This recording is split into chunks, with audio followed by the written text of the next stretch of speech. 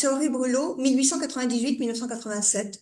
Alors oui, effectivement, la légende familiale disait que mon arrière-grand-père était arrivé dans le 6e arrondissement en 1898 et en fait, au vu des archives, j'ai découvert que c'était 1899. Alors donc voilà, une petite erreur, je suis désolée. Alors d'abord, on va parler du fondateur, hein, Louis-Georges Brulot, donc mon arrière-grand-père, qui donc est né le 9 juillet 1874 à Noisiel. Alors il est né à Noisiel, c'était parce que ses parents travaillaient à la chocolaterie Meunier. Et Meunier, donc ils étaient ouvriers à la chocolaterie Meunier, tous les deux, père et la mère. Le père, à l'origine, était garçon boucher chez son père, qui avait une boucherie à Couvray, en Seine-et-Marne. Et malheureusement, il est parti faire son service. À l'époque, c'était 7 ans. Quand il est revenu, son père était mort. La boucherie apparemment avait fermé.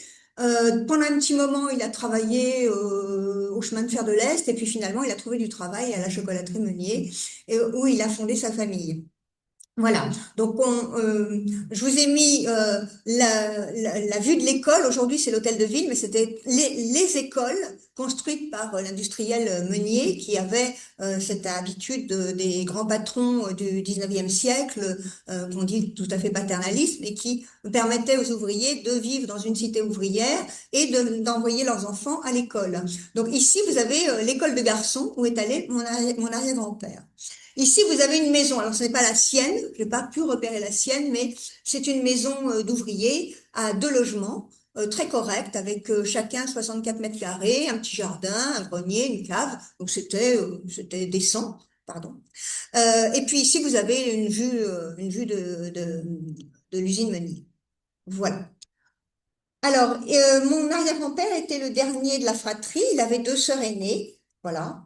Et donc sa famille apparaît avant sa naissance dans le recensement de Noisiel en 1872 dans la Grande Rue. Là, c'est son livret d'apprentissage où on constate un certain nombre de choses qu'il a eu pardon, il est très sensible, hein.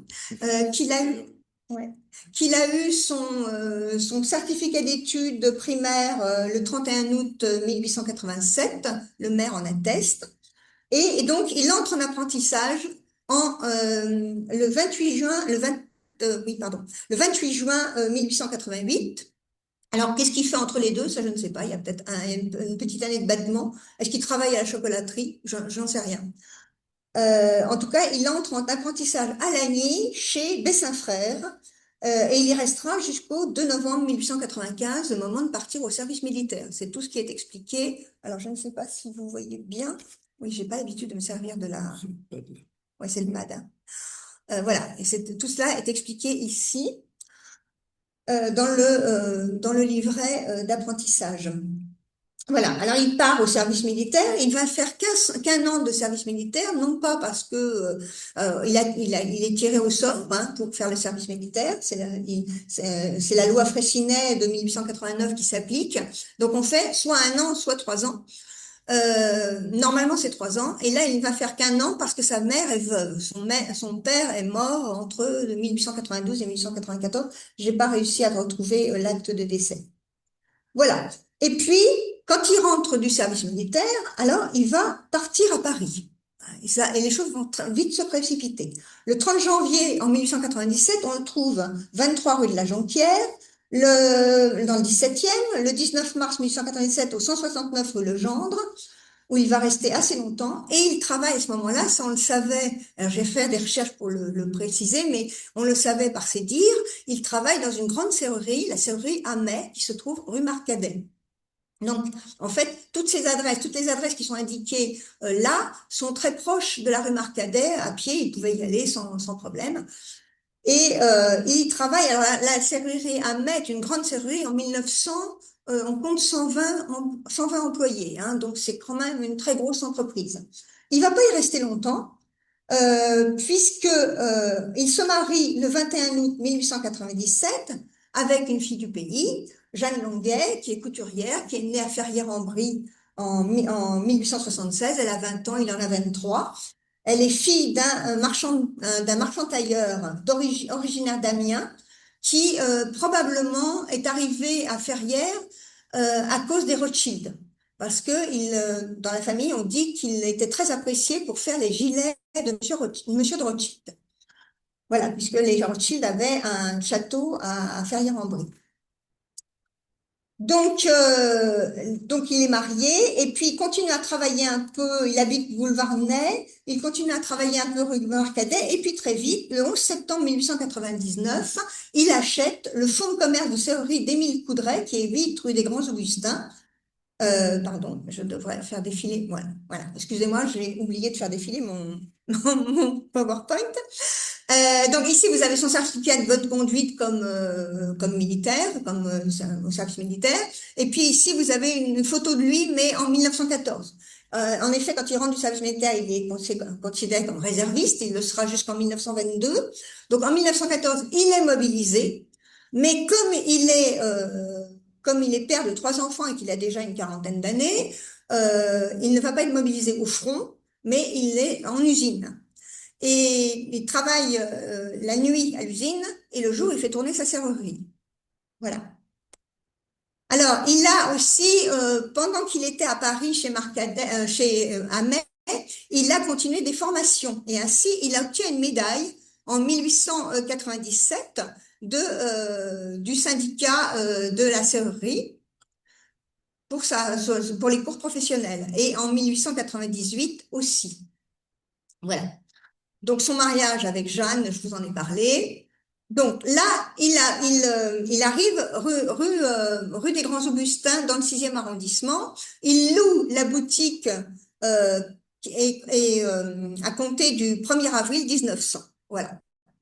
Alors, c'est ici, pour ceux qui ne connaissent pas très bien. Donc ici, vous avez la rue Dauphine, la rue Christine, la rue des Grands Augustins, et il est ici, pas loin, la rue du Pont-de-Ledi est ici, et en fait, il a une entrée sur la rue du Pont-de-Ledi. Ça doit être la cour qui donne aussi sur la rue du Pont-de-Ledi. Donc il est à peu près ici.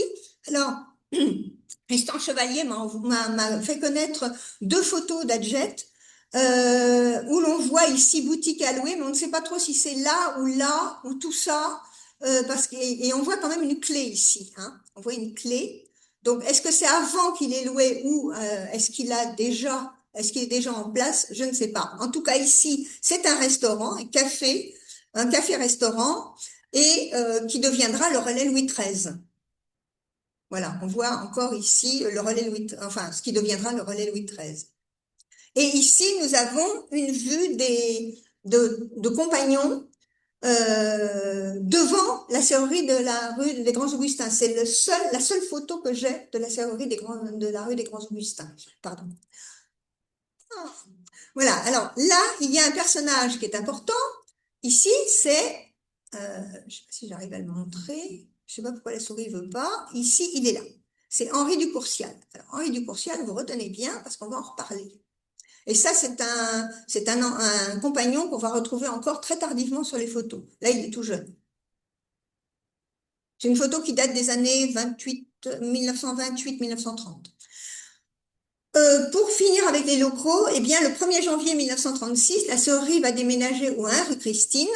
Apparemment, mon arrière-grand-père avait des problèmes avec son propriétaire et du coup, il trouve d'autres locaux. Donc, il va pas loin, hein. Là, il était, voilà, hein, la rue Christine, elle est là, il était là, hein. Donc, il traverse quasiment la rue, presque, hein. Et donc, il va ici, au 1 rue Christine, à l'angle, en fait, de la rue des Grands Augustins, 14 rue des Grands Augustins, qui est un restaurant. À l'époque, c'est la Reine Christine. Aujourd'hui, alors, après, ça a été le restaurant de Jacques Cagnat. Aujourd'hui, je ne sais pas, c'est toujours un restaurant, mais je ne sais pas quel est son propriétaire. Alors voilà, ici des photos de l'immeuble. C'est un très bel immeuble du 17e, 18e siècle, 17e, fin 17e, disons, et dont les façades sont classées monuments historiques. Voilà, alors on voit ici la serrurerie, la boutique de la serrurerie dans la rue Christine, et puis ici l'intérieur de la cour, et tout ceci, c'est l'atelier. Hein. Toute cette partie-là, c'est l'atelier, qui fait tout l'angle là. Donc là, en fait, ce que je vous montre, c'est l'immeuble après sa réfection en 1977. Voilà. Avant, c'était beaucoup moins joli, mais il a été rénové en 1877. En 1900, pardon, excusez-moi, 1977. C'est un immeuble qui est inscrit au monument historique en 1927. Voilà. Alors là, j'ai un plan qui montre exactement comment ça se passe. Ici, vous avez le début de l'atelier avec la boutique qui est ici, l'entrée de la boutique qui est ici. Ici, vous avez tout l'atelier. Là, la forge dans le coin le plus sombre. On met toujours la forge dans un coin très sombre pour bien voir la couleur du fer au moment de taper dessus. Et ensuite, vous avez ici une courette avec des toilettes. Une courette comment? Ah, une courette à l'air libre, hein. Et puis ici, la suite de l'atelier. Et là, les grandes baies vitrées que je vous ai montrées sur la photo précédente. Alors, quand il achète je n'ai pas l'étendue de l'outillage au moment où il achète le fonds de commerce, mais j'ai un descriptif. Malheureusement, il va perdre sa femme en 1907 et il y a un inventaire après décès où j'ai un descriptif des outils. Donc, je ne vais pas vous donner toute la liste des outils, mais parmi les principaux outils, il y a 2 machines à percer, 6 étaux, 3 établis, 2 forges, dont une portative, 2 enclumes. Donc, vous voyez, il y a quand même pas mal d'outillage. Et puis, un compteur à gaz. Les compteurs à gaz, autrefois, étaient personnels. Enfin, on les achetait, les compteurs à gaz. Donc, il est compté dans l'inventaire après décès. Voilà. Donc, je vous ai parlé des locaux. Alors, des hommes et des femmes, effectivement, qu'est-ce qu'il y a? Il y a un problème. Non, non. Ah oui. Mm. Des hommes et des femmes, eh bien oui, parce que une serrurerie, c'est d'abord des travailleurs et des travailleuses. Parce que les femmes ont eu leur rôle dans cette affaire. Oui, mais là, je peux plus tout me passer. Tiens, il y a un truc. Ouais, qu'est-ce qui s'est passé? Je sais pas. Vous avez fait quelque chose. J'ai tout cassé. Je vous laisserai pas. Voilà, c'est bon.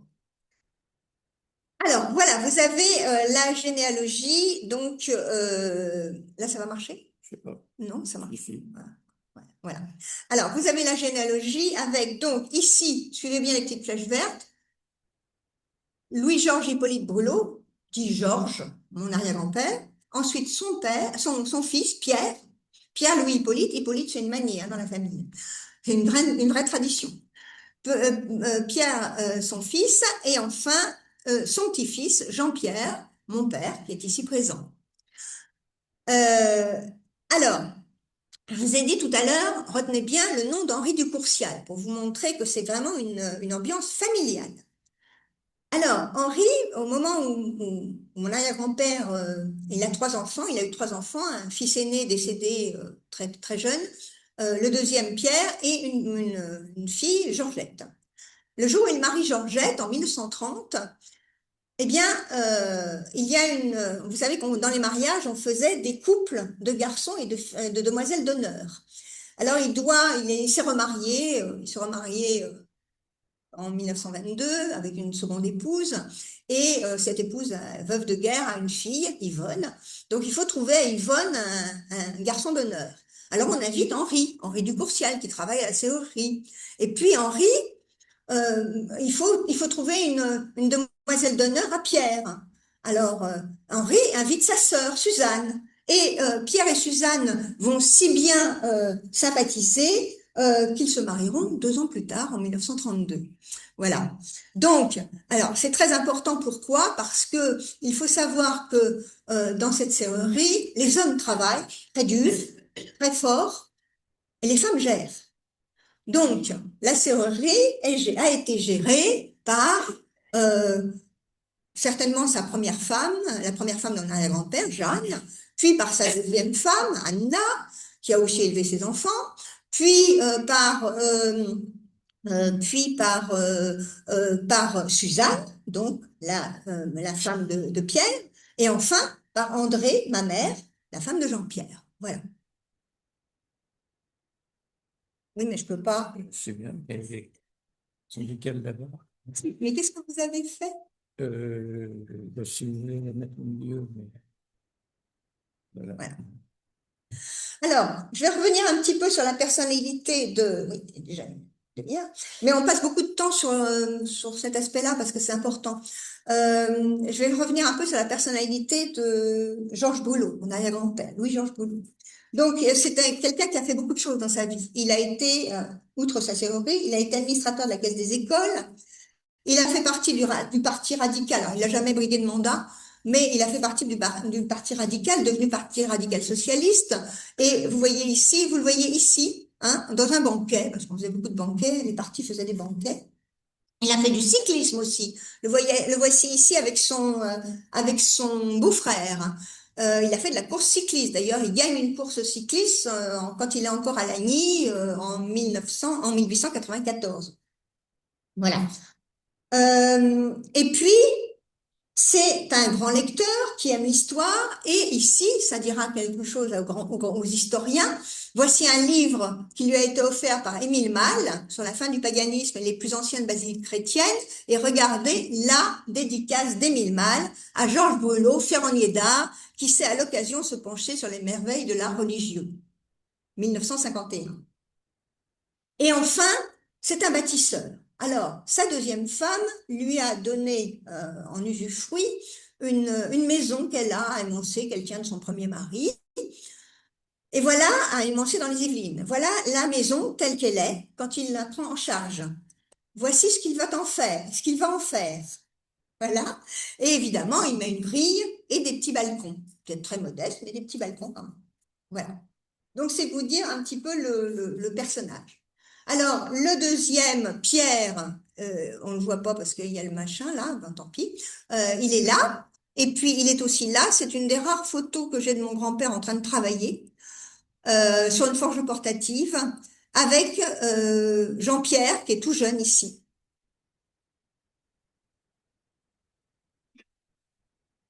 Bon, Qu'est-ce qui se passe? ben, je sais pas. Ça marche pas. Qu'est-ce que vous faites pour... Ah oui, vous faites ça, c'est ça. D'accord. Alors là, maintenant, je voudrais revenir en arrière. Voilà. Donc ici, vous voyez Jean-Pierre, ici, avec plusieurs employés, plusieurs compagnons de la serrurerie. Ici, celui qui était tout jeune sur la photo de 1930. Et puis Jean-Pierre en train sur une machine. Alors ça, c'est avant mai 68, parce qu'avant mai 68, il avait les cheveux courts. Et après mai 68, il va avoir les cheveux longs. Voilà. Alors ça, ce sont des clichés qui ont été pris par André. Il est en train de forger. Ce sont des clichés qui ont été pris par André Édouard, qui était photographe. Ah bah voilà, bonjour, merci d'être venu. Qui avait fondé le studio photo des Grands Augustins, 8 rue des Grands Augustins, donc à peu près à l'emplacement où était la première serrurerie de mon arrière-grand-père. Voilà. Et il avait fait cette série pour une euh, une série de métiers, hein, de métiers d'artisanat, voilà.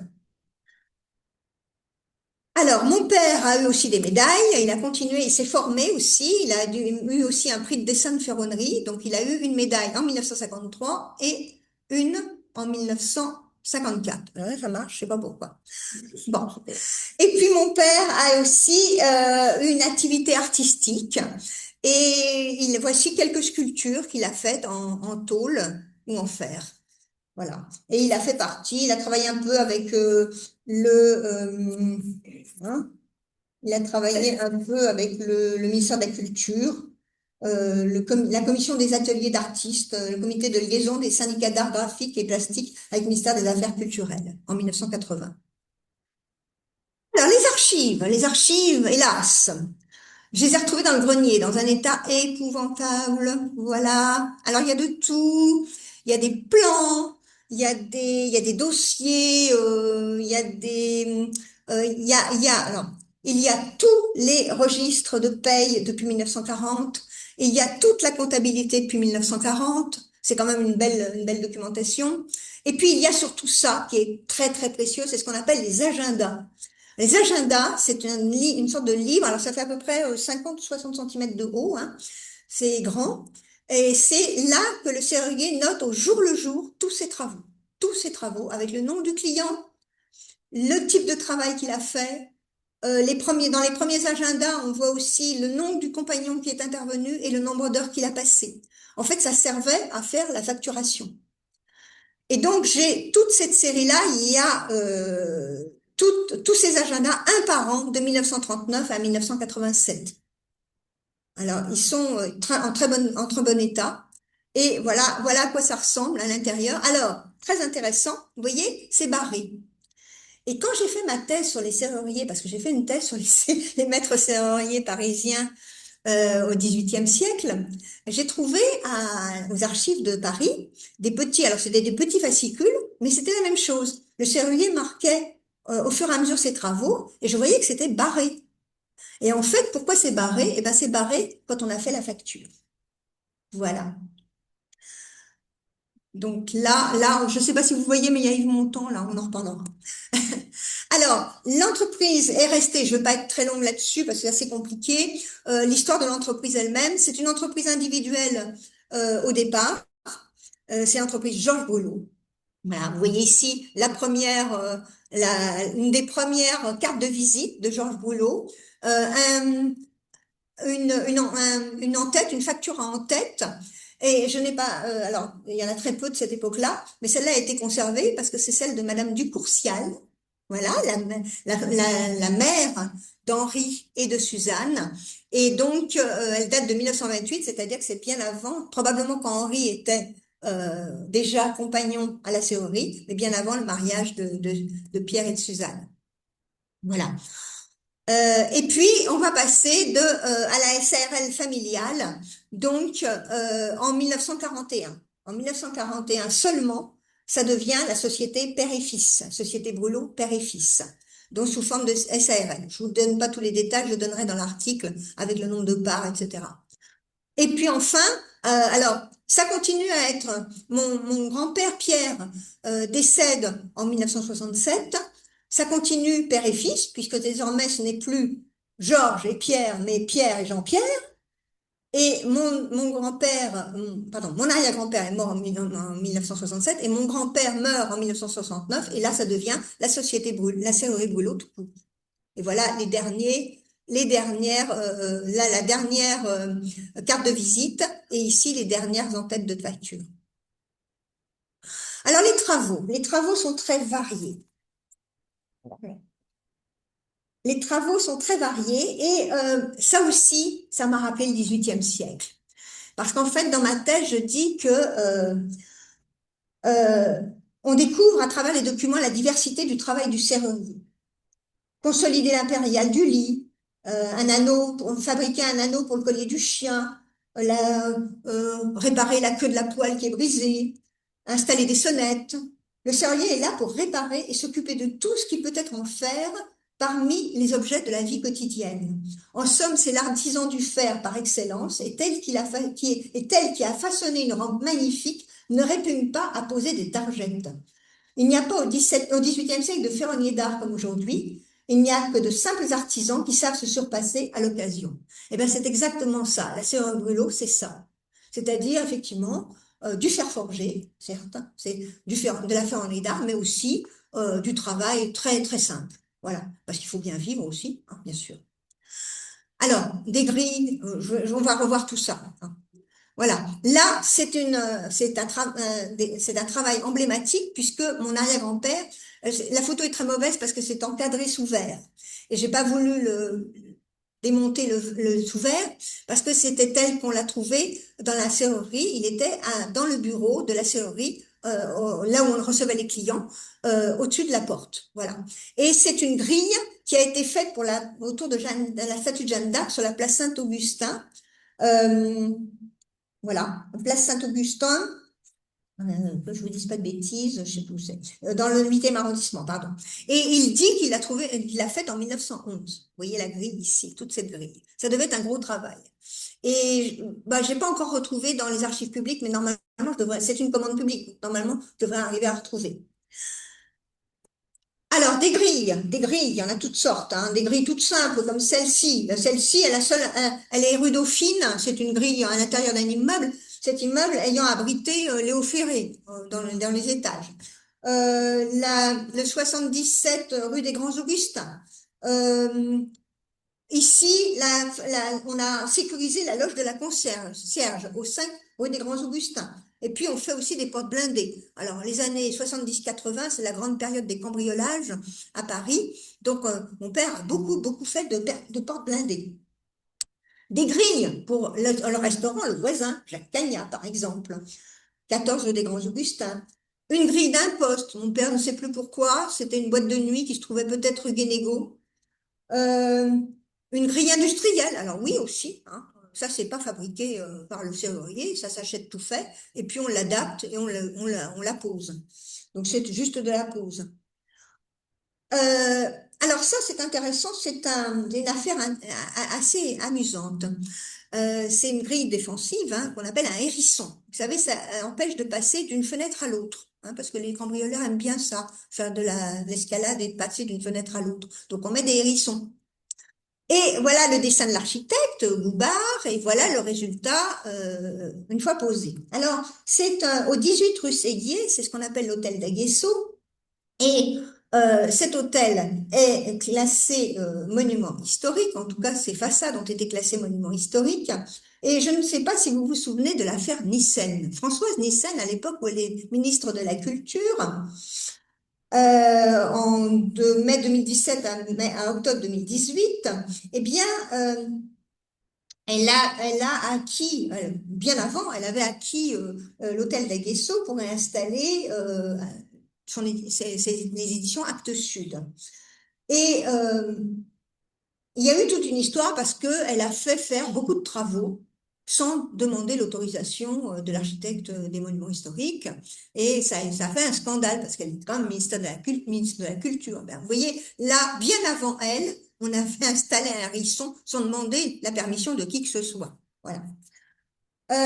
Ici, ce sont des petites choses que mon arrière-grand-père a faites. Alors, par exemple, un petit luminaire. Là, c'est un panneau d'affichage qui a été fait pour le Secours catholique 6 rue de la Comète. On voit très bien. Donc, ça, c'est des dessins qui ont été faits par mon arrière-grand-père. Il y a toutes sortes d'objets divers. Par exemple, ça, c'est un montage que mon père a fait pour Aliette Texé, qui était antiquaire, place du Pont-Neuf. Et elle avait récupéré des morceaux de feuillage, de tôle, etc. Elle voulait en faire quelque chose pour le vendre, et donc il a fait un petit assemblage. Il a aussi, par exemple, fait une table basse, je ne sais plus pour qui, et puis des clés. Il a forgé des clés pour alors je ne sais plus son nom, mais c'est un professeur de la fac de Jussieu qui, paraît-il, avait une maison en Suisse. Voilà, donc ça, c'est parti en Suisse. Vous voyez, c'est très varié, hein. Il y a aussi des enseignes. Alors, l'enseigne du Grand Cerf. Le Grand Cerf, c'est certainement un restaurant, mais je sais pas où. Et c'est mon arrière-grand-père qui l'a faite. Ici, le restaurant Roger la Grenouille, ça je sais très bien où c'était. C'était rue des Grands Augustins, à l'angle de la rue des Grands Augustins et de la rue de Saint-André-des-Arts. Elle n'est pas arrêtée, maman? Non, c'est où? Ici, c'est le dessin que mon père a fait pour faire cette petite enseigne en tôle découpée. Voilà. Roger la Grenouille était un ami très cher de mon père et de mon grand-père. Et puis, le relieur, André Minos, qui était rue Gilles-Coeur, eh bien, il a fait faire, par la serrurerie, c'était un ami aussi, il a fait faire cette enseigne. Et alors, je l'ai eu le bonheur, parce que mon père me dit, cette enseigne, elle a disparu, corps et bien. Alors, j'ai fait quelques recherches, j'ai retrouvé un certain Patrick Minos, qui exerce la reliure en Bretagne, à Airéac, et je lui ai écrit. J'ai trouvé son adresse électronique, son site, son adresse électronique. Je lui ai écrit et il m'a dit, mais en 2014, à la mort de mon père, j'ai récupéré la fameuse, qui partait à la poubelle d'ailleurs, la fameuse enseigne, et je l'ai réinstallée dans mon atelier. Elle est ici. Et en plus, elle a été dessinée dans un livre d'enfant qui a été fait par une japonaise, Ise Hideko, et qui fait de très jolies aquarelles. Et elle a été dessinée dans ce livre qui est paru en 2007. Et puis, et qui s'appelait Sophie et le relieur. Et donc, il parlait de André Minos. Et Patrick Minos m'a dit aussi qu'il avait pris cette enseigne comme logo pour son entreprise. Voilà. Comme quoi une enseigne peut avoir plein d'usages. Les boulangeries-pâtisseries. Alors, mon arrière-grand-père s'était un peu spécialisé dans les boulangeries-pâtisseries parce qu'on faisait des devantures en fer à l'époque. Et il faisait la devanture et puis tout ce qui pouvait en faire à l'intérieur, comme support de vitrine, etc. Et pour cela, il travaillait avec, alors, comment il était spécialisé dans les boulangeries et pâtisseries? Parce qu'il travaillait avec un fabricant de fours qui se trouvait 4 rue du Cardinal Lemoine, les établissements Ressort. Et puis, il a travaillé aussi avec le cabinet d'architectes Raymond Le Tessier et Félix Rouire, qui se trouvait 143 rue de Choisy, dans le 13e, et qui faisait aussi des boutiques, des boulangeries-pâtisseries. Donc, il y a beaucoup de... Alors, j'ai trouvé ça, d'ailleurs, toutes ces informations dans une bribe de registre, un miracle, comme on en trouve, que c'est une sorte de palimpseste, parce qu'en fait, c'est un registre que ma grand-mère a réutilisé pour la comptabilité. Donc, les premières pages sont restées intactes et elle a continué, comme il n'était pas fini, elle a continué pour utiliser le papier, sa comptabilité sur le reste. Donc, sur comptabilité en 1950-51, et puis ça, le début du registre date de 1934. Voilà. Euh, voilà, vous voyez, c'est les établissements ressorts. Donc, c'était pour une boutique qui se trouvait quand même à Gennevilliers, hein, c'était pas forcément toujours à Paris. Alors les rampes, celle-ci, c'est une rampe intéressante, elle est très simple, hein, mais vous voyez qu'il y a quand même un petit départ de rampe sympa. Ça, c'est le dessin d'architecte, ça, c'est la réalisation. C'est une rampe, c'est la rampe de l'escalier C à la préfecture de police. Quand vous entrez dans la préfecture de police, je crois que c'est plus la préfecture de police d'ailleurs, c'est juste rue de la Cité, pas loin, en face de Notre-Dame. Vous avez l'entrée majestueuse de la préfecture de police, et tout de suite à gauche, il y a l'escalier C. Ben, cette rampe se trouvait là, se trouve certainement encore là d'ailleurs. Ici, c'est la très belle rampe du 1 rue Christine, et donc qui a été restaurée par la Serrerie Boulot en 1977. Des balcons, alors ça c'est un balcon qui a été fait de toutes pièces pour le restaurant La Pérouse qui se trouvait donc à l'angle de la rue des Grands Augustins, qui se trouve à l'angle de la rue des Grands Augustins et du quai des Grands Augustins. Et en fait, euh, des clients se trouvait à cette époque-là sur la rue des Grands Augustins, ça a changé depuis, et il y avait un petit auvent. Et l'auvent était systématiquement arraché par les camions. Du coup, on a supprimé l'auvent et le propriétaire du restaurant La Perouse a demandé à mon père, à la Serrure et Boulot, de refaire un balcon à l'image de celui qui était à côté, puisqu'on avait retiré l'auvent qui gênait, voilà, certainement que le balcon n'existait plus. Donc, il a refait ce balcon à l'image de celui qui était à côté. Ce sont des balcons qui ont été restaurés pour le 15 rue du Sou, qui est dans le quartier des Halles. Alors en fait, c'était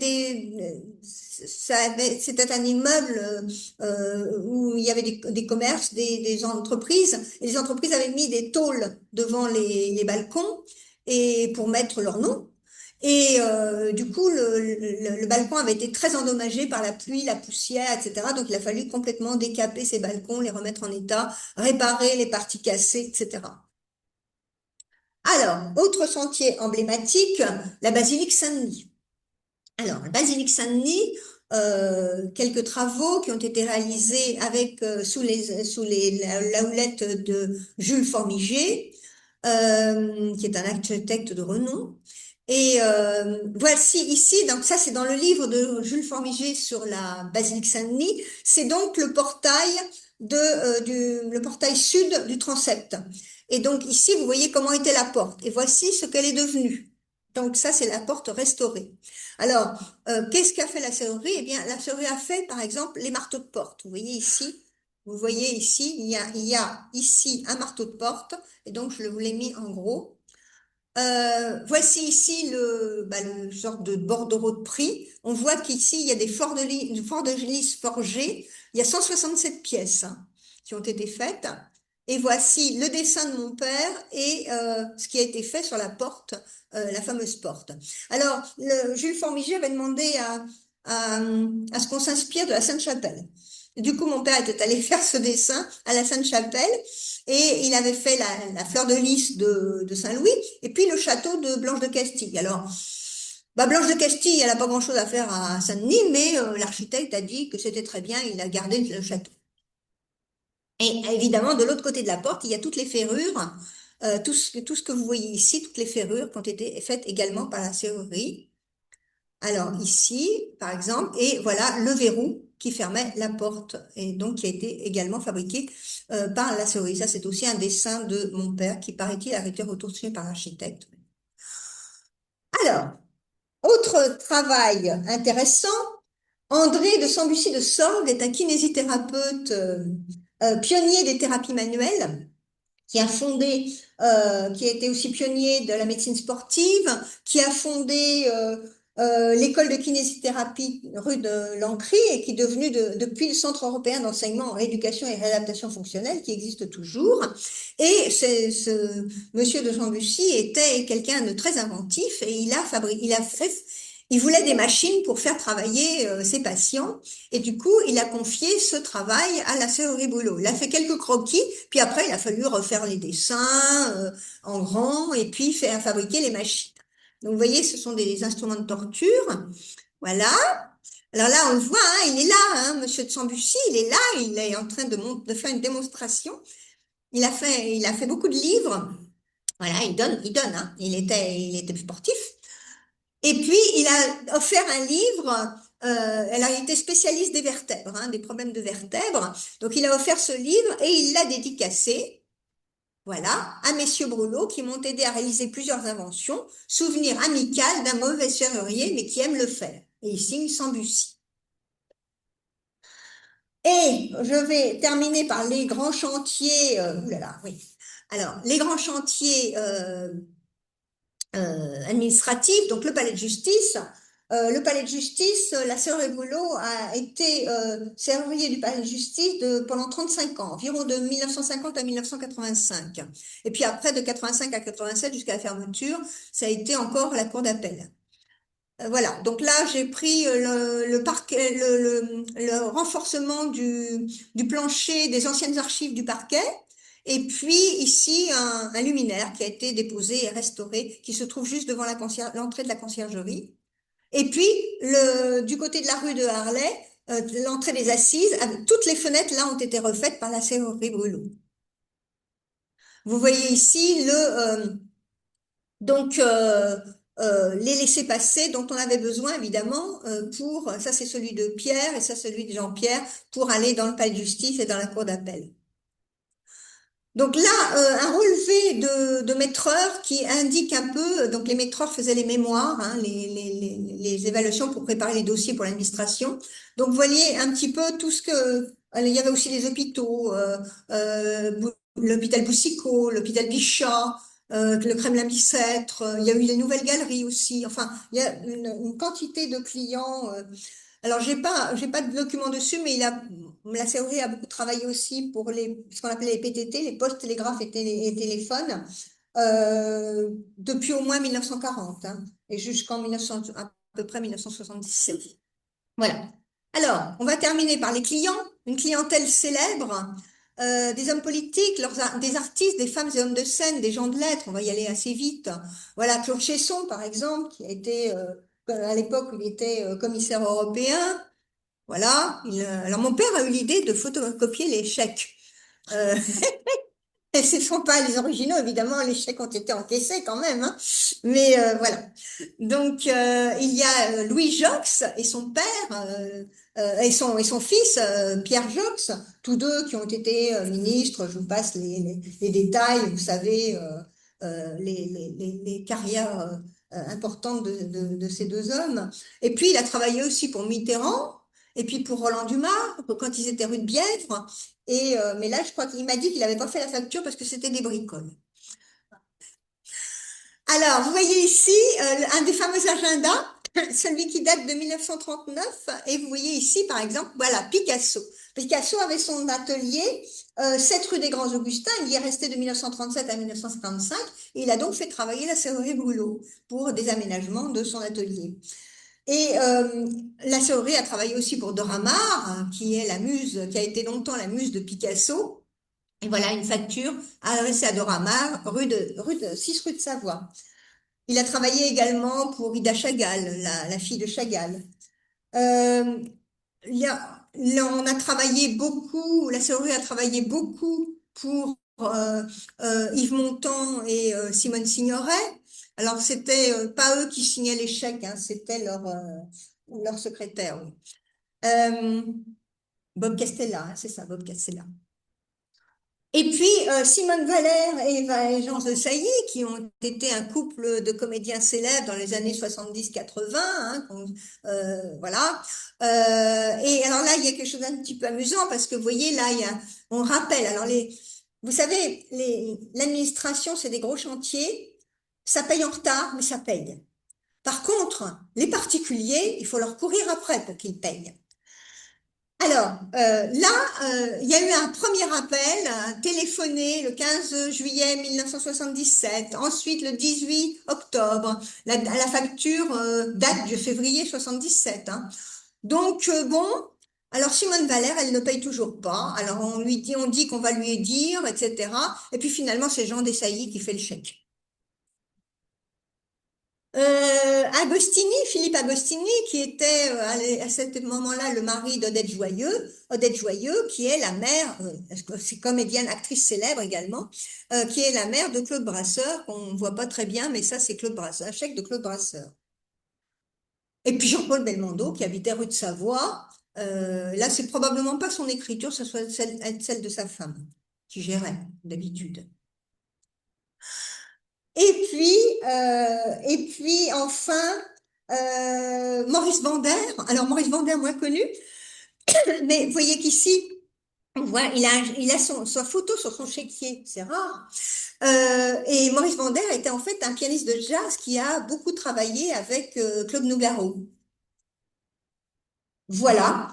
Des gens de lettres aussi, c'est Jean-Jacques Pauvert. Alors Jean-Jacques Pauvert a été racheté par Hachette et là, ça n'a pas été simple pour se faire payer les factures en retard. Et du coup, il passait régulièrement à la Sœuré donner des livres parce qu'il se sentait pas bien de ne pas avoir payé toutes ses factures. Voilà. Et puis alors, il y a eu les éditions techniques, les éditions Gauthier-Villard, etc. Les écrivains, Jean-Louis Bory, qui était d'ailleurs notre voisin, puisque nous habitions rue Séguier, Jean-Louis Bory était notre voisin, donc prix Goncourt en 1945 pour Mon village à l'heure allemande, etc. Critique de cinéma, que vous avez certainement entendu dans Le Masque et la Plume. Claude Roy, écrivain également, poète, journaliste, qui était à l'époque en plus marié avec Lolé Bellon, elle-même comédienne et dramaturge. Gilbert Cesbron. Alors Gilbert, petite anecdote. Un jour, écrivain d'inspiration catholique, connu pour notamment Chien perdu sans collier. Euh, un jour, il téléphone et puis il dit qu'il a besoin de travaux. Il dit c'est pour Monsieur Cesbron. Alors il commence à épeler son nom et puis ma grand-mère dit ah oui, comme Gilbert. Alors il dit bah oui, c'est moi. Voilà. Et puis Régine de Forges. Alors Régine de Forges, donc romancière un peu scandaleuse, première femme éditrice de France, et a aussi fondé le Salon du Livre organisé depuis 1990 à Montmorillon, qui aujourd'hui est le Festival du Livre à Montmorillon, sa ville de naissance. Et donc là, alors elle paye et elle trouve que c'est cher, hein, vous voyez là, hein, mais elle n'en veut pas à la Sœuré parce qu'elle envoie une très jolie carte pour ses vœux. Voilà. Voilà, alors j'en ai presque terminé, et à l'heure, je crois. Voici le clap de fin, donc 1987. Euh, Ça, c'est la lettre qui a été envoyée au client. Excusez-moi, j'ai un peu dessus. Bon, donc la lettre qui a été envoyée au client, et puis la vente des locaux, puisque mes grands-parents avaient finalement acheté les locaux, l'atelier et l'appartement qui s'occupaient au-dessus. Et donc, voilà, les locaux, l'atelier faisait à peu près 87 mètres carrés, l'appartement probablement à peu près pareil, un peu moins. Voilà. Donc, la vente des locaux en 1988. Et voici ici, je vous présente Vulcain. Non, c'est un très beau portrait de mon père, justement un an avant qu'il ferme la serrurerie. Jean-Pierre Boulot, donc photographié par Richard Calvar, qui était un photographe américain qui travaillait à l'époque pour l'agence Magnum Photo d'ailleurs, qui était en face de la serrurerie, pratiquement. Voilà. Et d'ailleurs, il y a eu plusieurs, vous avez peut-être remarqué, j'avais mis cliché Calvar, il y a eu plusieurs photos de Calvar dans le diaporama. Je vous remercie beaucoup de votre attention.